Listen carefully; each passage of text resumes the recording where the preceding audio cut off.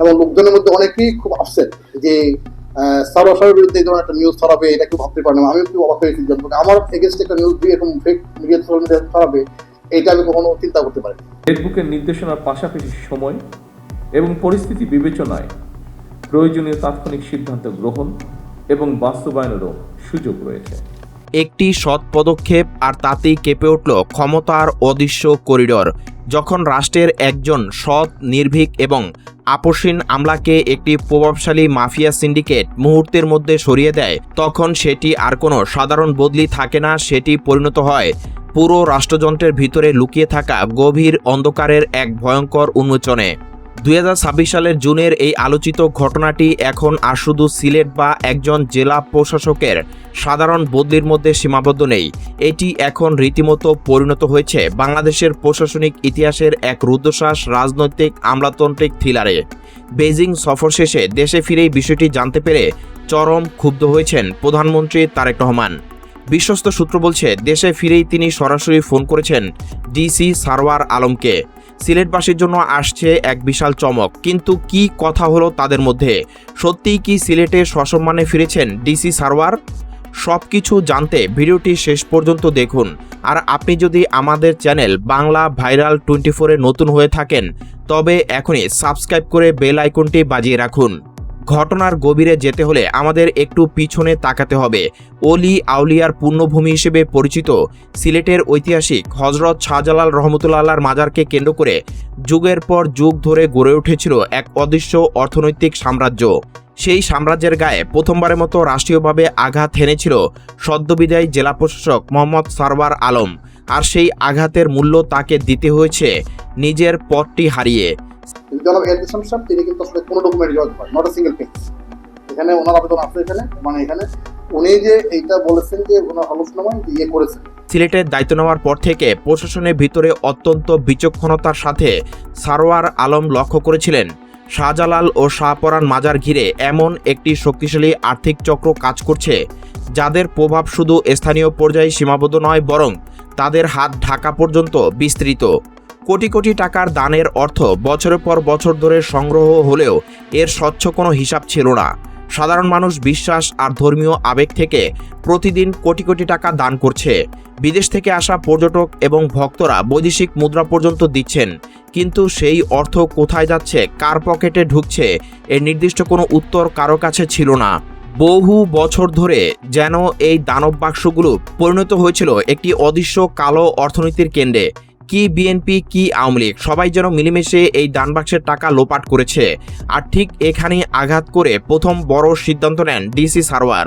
10 কোটি টাকা না, 1 কোটি টাকা, 1 টাকাও যদি কেউ করতেছে তাহলে চাকরি ছেড়ে চলে যাবে, যে কোনো অপরাধ, যে কোনো শাস্তি মাথা বেঁধে নেবে। দিনটি ছিল 22 জুন, রোববার।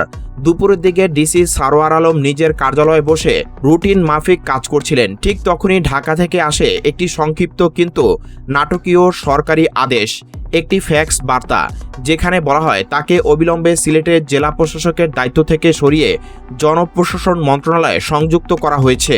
প্রশাসনের নির্ভরযোগ্য সূত্র বলছে, এই আকস্মিক আদেশ দেখে কিছু সময়ের জন্য সম্পূর্ণ নীরব হয়ে গিয়েছিলেন সারওয়ার আলম। কারণ তিনি জানতেন মাজারের সিন্ডিকেটের বিরুদ্ধে হাত দেওয়ায় উপর মহলের চাপ আছে, কিন্তু এত দ্রুত চোরের মতো আঘাত আসবে সেটা তিনি কল্পনাও করতে পারেননি।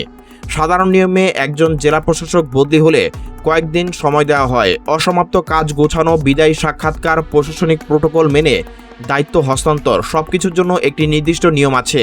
কিন্তু ডিসি সারওয়ারের ক্ষেত্রে সেই নিয়মের কোনো অস্তিত্বই দেখা গেল না। ঢাকা থেকে সরাসরি নির্দেশ আসে, এক মুহূর্ত দেরি করা যাবে না, অবিলম্বে দায়িত্ব ছাড়তে হবে। প্রশ্ন হলো, কেন এই অস্বাভাবিক তাড়াহুড়ো? সিন্ডিকেট কেন এত আতঙ্কিত ছিল? নাটকীয়তার সবচেয়ে বড় অংশটি তখনও বাকি ছিল। বদলির আদেশ হাতে পাওয়ার পর অধিকাংশ কর্মকর্তা হয়তো চুপচাপ দায়িত্ব বুঝিয়ে দিয়ে চলে যেতেন, কিন্তু সারওয়ার আলম ছিলেন সম্পূর্ণ ভিন্ন ধাতুর মানুষ। তিনি জানতেন সময় খুব কম এবং যে কোনো মুহূর্তে তাকে কার্যত জোর করে সিলেট থেকে বিদায় করা হবে। তাই 23 জুন সোমবার সকালে যখন ঢাকা থেকে আবারও দায়িত্ব ছাড়ার জন্য প্রচণ্ড চাপ দেওয়া হচ্ছিল, তখন তিনি নিজের জীবনের সবচেয়ে ঝুঁকিপূর্ণ এবং দুঃসাহসিক প্রশাসনিক সিদ্ধান্তটি নেন। বেলা তখন ঠিক 1টা। অফিস থেকে কোনো প্রোটোকল ছাড়াই তিনি সরাসরি রওনা দেন হজরত শাহজালাল রহমতুল্লাহর মাজারের দিকে। সেখানে পৌঁছে তিনি কোনো ধরনের আলোচনা বা বিলম্ব না করে মাজারে ঐতিহাসিক দানবাক্সগুলো, যা স্থানীয়ভাবে দান সিন্দুক নামে পরিচিত, তা অবিলম্বে খুলে ফেলার নির্দেশ দেন। উপস্থিত মাজারে খাদেম ও কর্মকর্তারা হতবাক। বহু বছর ধরে কেউ এইভাবে প্রশাসনিক হস্তক্ষেপ করার সাহস দেখায়নি। এরপর তিনি পাশে একটি ছোট্ট মাদ্রাসার কক্ষে গিয়ে বসেন এবং নিজের সামনে টাকা গোনার কাজ শুরু করান। আর ঠিক এখান থেকেই শুরু হয় আসল স্নায়ুযুদ্ধ। ঢাকা এবং সিলেটের উচ্চ পর্যায়ে খবর পৌঁছে যায় যে ডিসি সারোয়ার আলম মাজারে দানবাক্স খুলে ফেলেছেন এবং টাকা গোনা শুরু হয়ে গেছে। মুহূর্তের মধ্যে মাফিয়া সিন্ডিকেটের মধ্যে আগুন ধরে যায়। ঢাকা থেকে শুরু হয় প্রচণ্ড চাপ, নির্দেশ এবং প্রশাসনিক রশি টানাটানি। শেষ পর্যন্ত সেই অমানসিক চাপের মুখে পুরো গণার কাজ সম্পূর্ণ শেষ না করেই সারোয়ার আলমকে সেখান থেকে সরতে বাধ্য করা হয়। কিন্তু ততক্ষণে সিন্ডিকেটের মুখোশ খুলে গেছে, অনেক দেরি হয়ে গেছে। প্রিয় দর্শক, মাত্র 3 দিনে জমাকৃত দানবাক্স খুলে যা পাওয়া গেল তা পুরো দেশকে স্তব্ধ করে দেওয়ার জন্য যথেষ্ট। নগদ 17,65,000 শুধু বাংলাদেশি টাকা, সাথে পাওয়া গেছে মার্কিন dollar, British pound, Saudi Real এবং বিপুল পরিমাণ মূল্যবান স্বর্ণালঙ্কার। এখন একটু ঠান্ডা মাথায় হিসাব করুন, বাংলা ভাইরাল 24-এর দর্শকবৃন্দ, যদি মাত্র 3 দিনে 17,65,000 টাকা জমা হয়, তাহলে প্রতিদিন মাজারে গড় আয় প্রায় 6 লাখ টাকা। মাসে এই আয় দাঁড়ায় প্রায় 1,80,00,000 টাকা, আর বছরে তা 20 কোটি টাকারও বেশি। প্রশ্ন হলো, এই বিপুল পরিমাণ অর্থ এতদিন কোথায় যেত?